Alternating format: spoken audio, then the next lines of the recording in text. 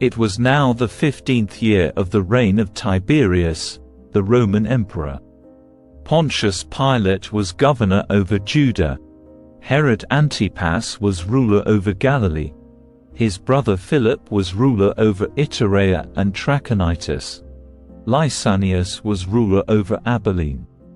Annas and Caiaphas were the high priests.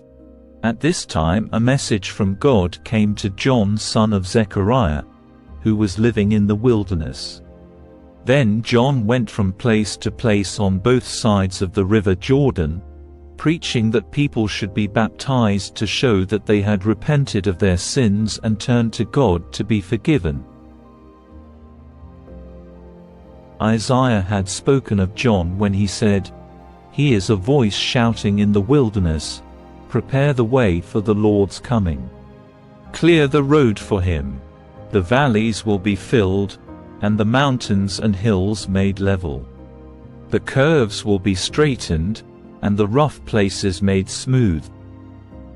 And then all people will see the salvation sent from God."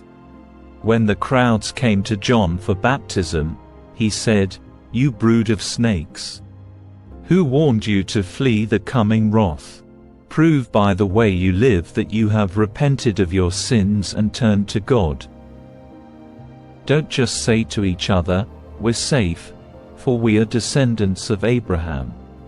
That means nothing, for I tell you, God can create children of Abraham from these very stones.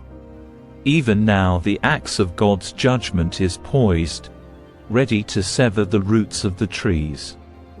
Yes, every tree that does not produce good fruit will be chopped down and thrown into the fire."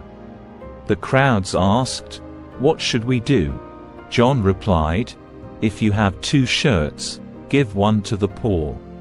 If you have food, share it with those who are hungry." Even corrupt tax collectors came to be baptized and asked, "Teacher, what should we do?" He replied, "Collect no more taxes than the government requires." "What should we do?" asked some soldiers. John replied, "Don't extort money or make false accusations.